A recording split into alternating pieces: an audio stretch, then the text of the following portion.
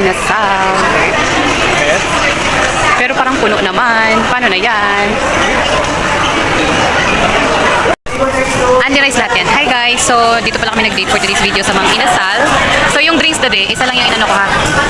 Today, yung drinks. Tingin ka muna.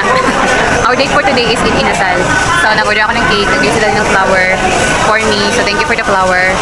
Kahit isa lang. Sabi ko isa lang kasi para mura. Kasi ang mahal kasi ng maraming flower. Ang gastos, tas pambili lang ng bigas.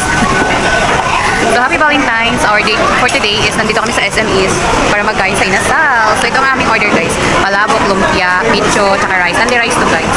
So, kakain na tayo guys. Let's eat. Gutom na talaga guys.